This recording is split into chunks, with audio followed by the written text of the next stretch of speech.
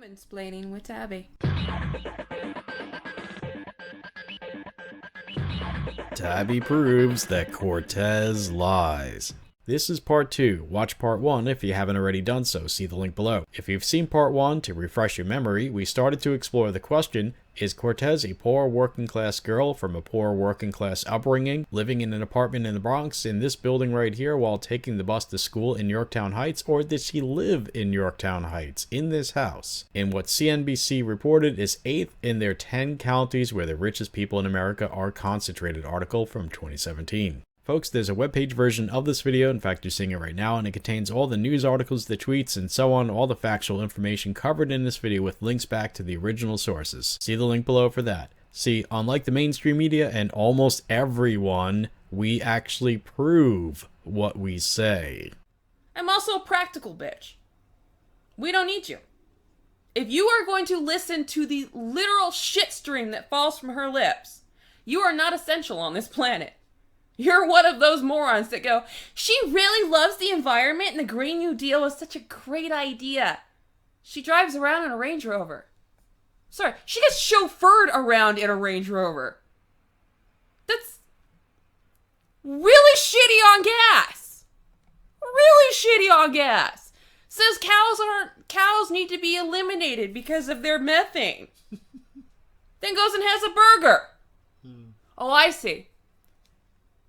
You're okay eating meat, but the rest of us shouldn't. And for somebody who indulges in steak, you would think she would have a higher IQ. She's on the level of vegan right now. I'm astounded. I'm like, for a while there thought the fucking Cortez was a goddamn vegan, didn't you?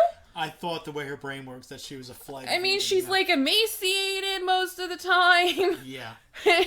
You know, she kind of, that one eye sort of stares off into space when she's thinking. She does. One eye sits here and the other one just kind of goes off that way. And it's like, it's as if her brain can't really, and so that eye just goes and has fun. You know? She needs an eye wrangler. Yes.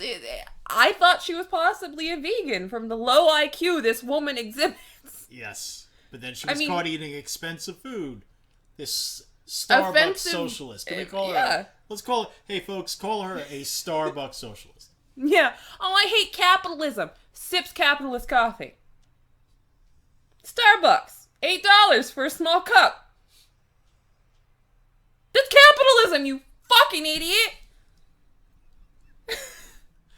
You chose to go to a fucking coffee place, pay $8 for a small coffee, which I'm sure she actually paid more than the $8, got herself the large one. Which I don't know, was that the Grande, Vente, whatever. The big one. Yeah. And then sit there and suck on it while going, I fucking hate capitalism. Well, you don't hate the money in your pocket now, do you? No. You hate capitalism for everybody else. You love it when it benefits you.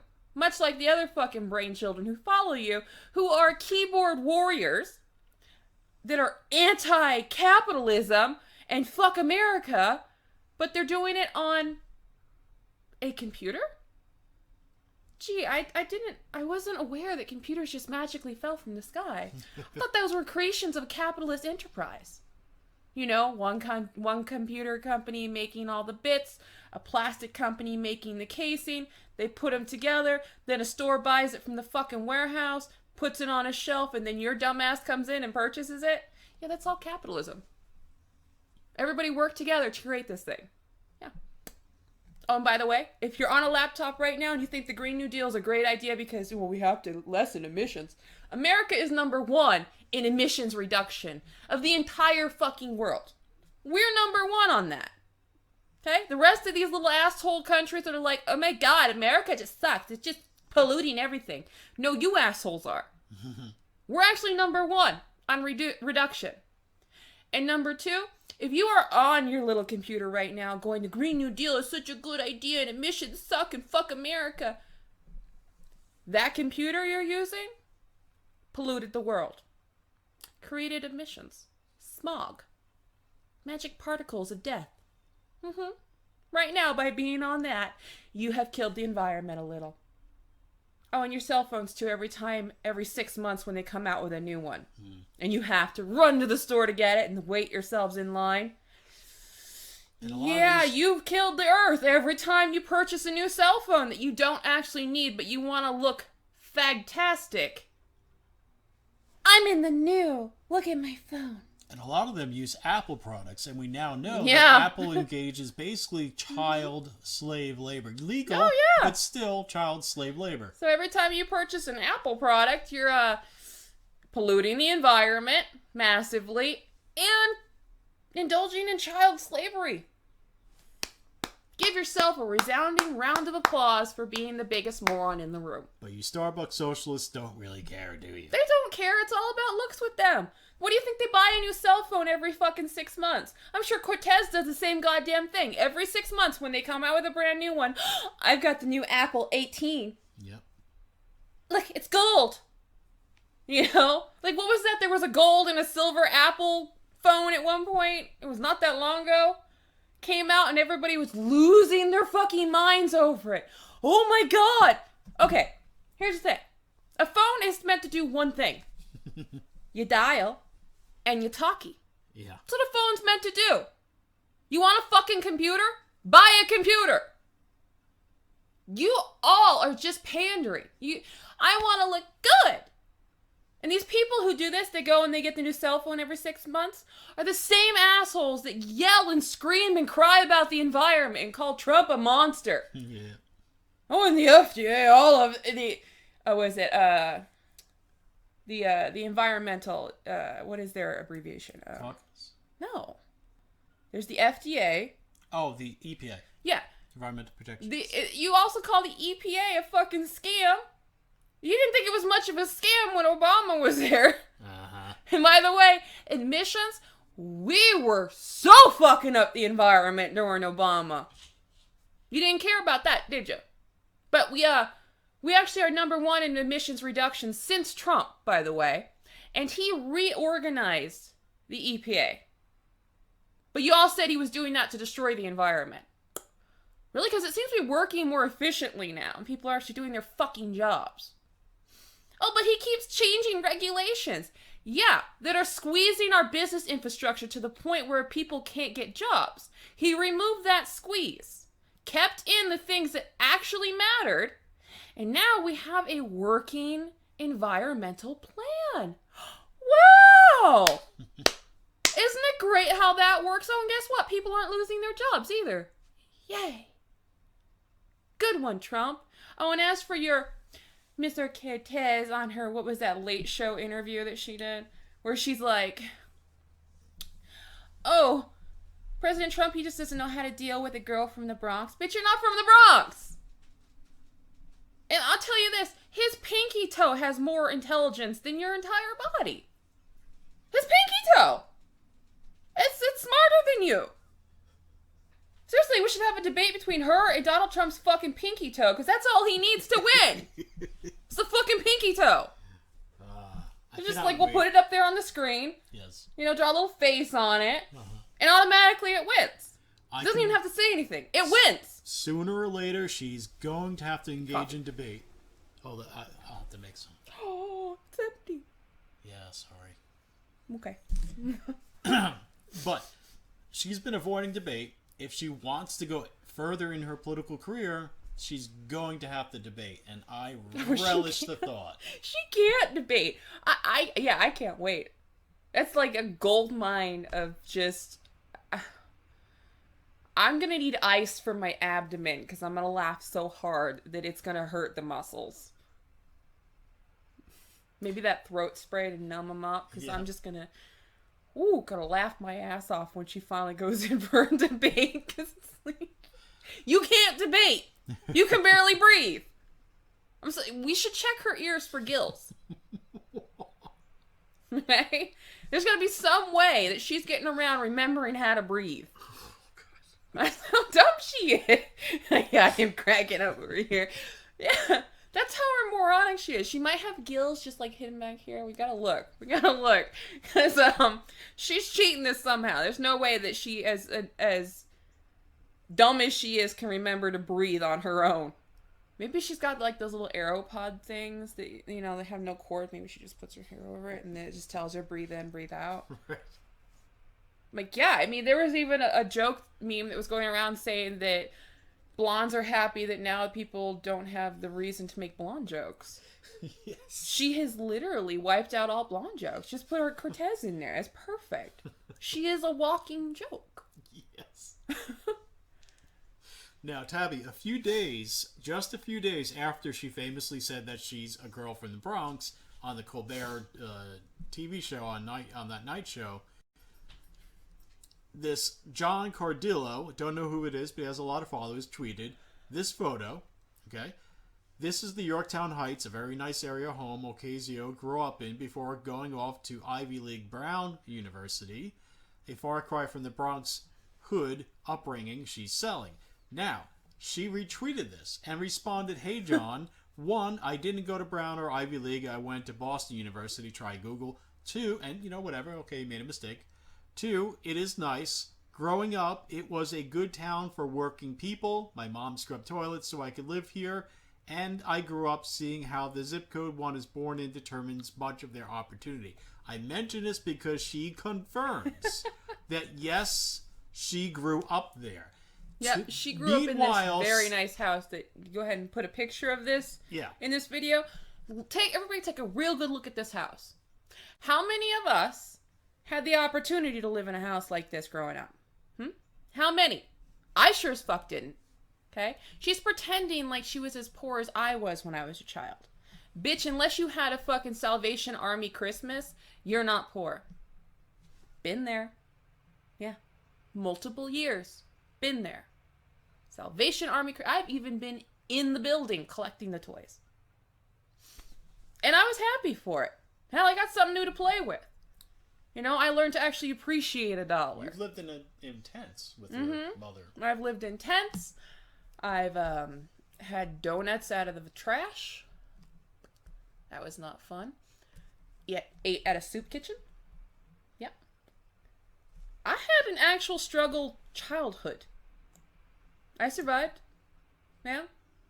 She's acting like she needs a fucking medal for living in a 2-bedroom house.